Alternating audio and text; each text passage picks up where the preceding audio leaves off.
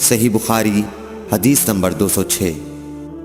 مغیرہ فرماتے ہیں کہ میں ایک سفر میں رسول کریم صلی اللہ علیہ وسلم کے ساتھ تھا تو میں نے چاہا کہ وضو کرتے وقت آپ کے موزے اتار ڈالوں۔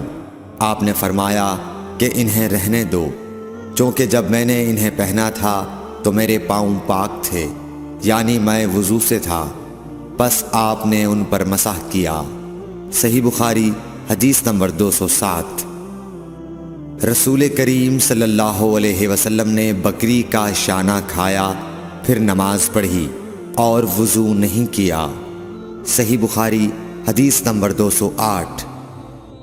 جعفر بن عمرو بن امیہ نے اپنے باپ عمرو سے خبر دی کہ انہوں نے رسول اللہ صلی اللہ علیہ وسلم کو دیکھا کہ آپ بکری کے شانے سے کاٹ کاٹ کر کھا رہے تھے۔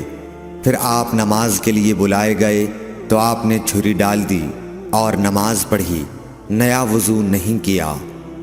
صحیح بخاری حدیث نمبر 209۔ سوید بن نعمان رضی اللہ تعالی عنہ نے خبر دی کہ فتح خیبر والے سال وہ رسول اللہ صلی اللہ علیہ وسلم کے ساتھ صحبہ کی طرف جو خیبر کے قریب ایک جگہ ہے پہنچے۔ آپ صلی اللہ علیہ وسلم نے عصر کی نماز پڑھی، پھر ناشتہ منگوایا تو سوائے ستو کے اور کچھ نہیں لایا گیا۔ پھر آپ نے حکم دیا تو وہ بھگو دیا گیا۔ پھر رسول کریم صلی اللہ علیہ وسلم نے کھایا اور ہم نے بھی کھایا۔ پھر مغرب کی نماز کے لیے کھڑے ہو گئے، آپ نے کلی کی اور ہم نے بھی۔